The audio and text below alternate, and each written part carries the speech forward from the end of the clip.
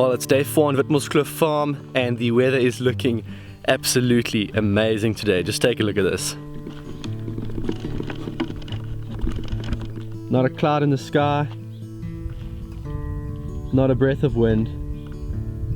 The only problem though is that it could potentially get extremely hot. So the plan is to have breakfast as soon as possible, get out there, do as much shooting early in the morning as we can, and then same as yesterday, just come and relax in the middle of the day when it gets hottest. Perhaps have another swim in the farmhouse pool, and then in the afternoon we'll just see how it goes. Perhaps do another drive down the kloof on the side here, just spotting for monkeys and baboons like we did yesterday. We'll just see how it goes. Let's hope it's a good day. After 3 days of bacon and eggs, you start to get a little bit more creative. What are you making, Luke? Carbs that are not for myself. Okay. Such lies. Such lies. No, jaffles with bacon, egg and cheese. I think only South Africans know what jaffles are. I don't think anyone else knows. Anyway. It's basically a toasted sandwich in a circular toasted circular sandwich. thing. It's really delicious.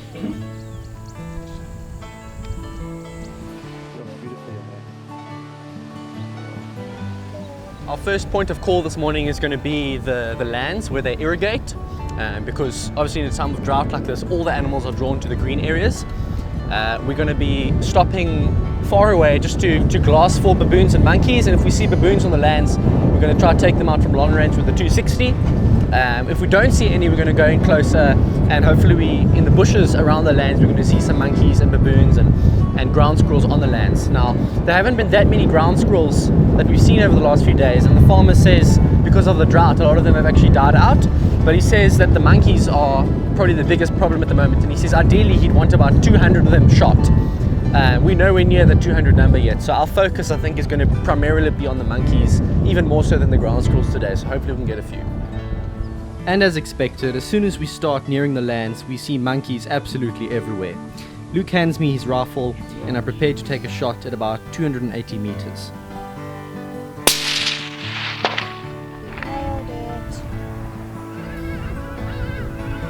Got him.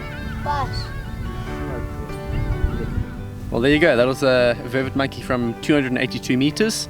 And now you see what I mean about the conditions being perfect today. And there was a slight wind from the left. I basically just held just to the left side of the monkey's body. But from 282 meters, it's quite simple to dial for the drop. The wind is always the hardest variable to account for, and luckily today there isn't that much of it. So now you see why we brought the 260 with us. The air rifle, obviously we wouldn't be able to get close enough to that troop of monkeys to even get a shot. So after a few days of shooting at them, they become very wary, and that's where this beast comes in handy. So let's see what else we can get. We're going to keep driving, see if we can spot any more. Perfect. Well, as often happens in South Africa, things can change very quickly, and that's exactly what happens as we approach one of the strips of grazing land alongside the river and spot 2 warthogs right out in the open. Now, warthogs don't have very good eyesight, but drama unfolds as a pair of kudus see us approaching and make a bolt for it, which spooks the pigs and forces Luke to take a very quick shot, which is only just caught on camera.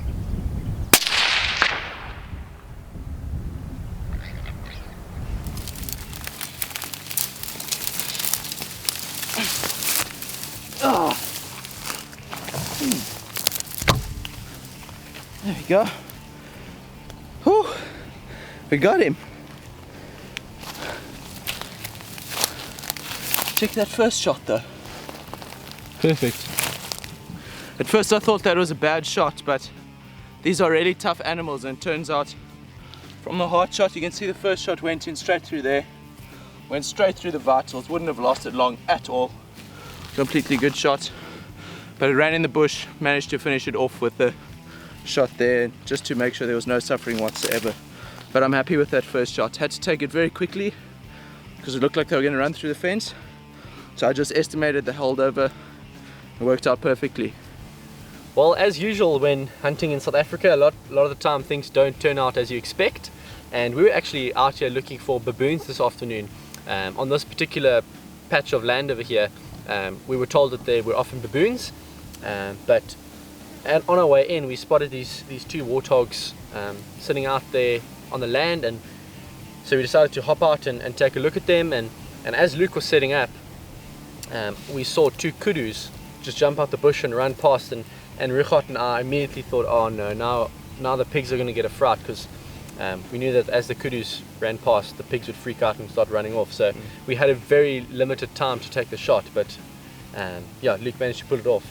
Yeah, the range was between 150 200 meters, and it all happened really quickly. You could see the pigs were spooked, so I estimated the holdover, and I'm stoked that we managed to get it.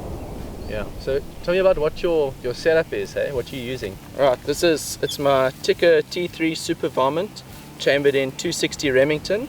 I've got a Night Force NXS 5.5 to 22 by 56 on top, and a Sustac suppressor, which is made here in South Africa, and in my opinion it's one of the best in South Africa. It's extremely effective. You don't need any hearing protection, and the setup's done the job for us today. Well, back up the hill we go in our shorts and slip-slops, and at this point it becomes a race against time to get the pig to the cold room, as the meat can spoil very, very quickly in this heat. So back to the farmhouse we go. Okay, as always, we like to make use of the meat wherever we can, and this, although it's a vermin animal, it's still very tasty. So this one's going to be processed and made into some delicious sausages. For those of you wondering why we shoot the pigs, aside from food, here's an answer from somebody that's been living on this farm his entire life. Tell me what the pigs do, like what problems they cause here. They cause them. They like eat our land and stuff. They make holes, big holes in our fences, and then the goats can go through to the other farm, and they can go to the other farm, and then the other farmers think it's theirs, and then they take them and sell them and do whatever. Sure. Now we're going to do a little bit of backtracking here, because this story actually starts a few days earlier when we had offered to help the farmer out by driving a few bags of lick up to the livestock on top of the mountain. We were told that there were plenty of warthogs in the area and that we should shoot them if given a chance. It was a beautiful drive up with plenty of different animals spotted along the way and some fantastic views from the top. But again, when we do get an opportunity on a pig, Luke takes the shot so quickly that I wasn't even able to turn the camera on in time. And that's just how pig hunting goes. Right there in the head. Almost. So there's blood coming out of his ear, which means he must have got there in his brain. As we drove up, I just saw a little gap in the trees. I realized I had to make a judgment call and quickly take the shot, otherwise we could have wasted the opportunity, and rather get it and not on camera than not get it at all. Yeah. So I made the call. Nice. It paid off. With our pig in the bag, we finish up with the livestock before making our way down the mountain and finishing off the day with some dinner. Alright, it's our last night here at the farm. For the first night in, I think, 4 evenings, we're actually not cooking on a fire. We're doing pork sausages and stir-fry veg. I think my body's craving some vegetables actually. We've been eating so much meat, but it's been good. We're all very tired. I think we're going to have a good sleep tonight. In the last episode of the series, we'll be showing you some of the ground squirrel hunting footage that we gathered over the few days we spent on the farm. Although we didn't manage to get as many as on the previous trip, we did have a lot of fun and we managed to pull off some great shots as well. Hope to see you then. Thanks for watching.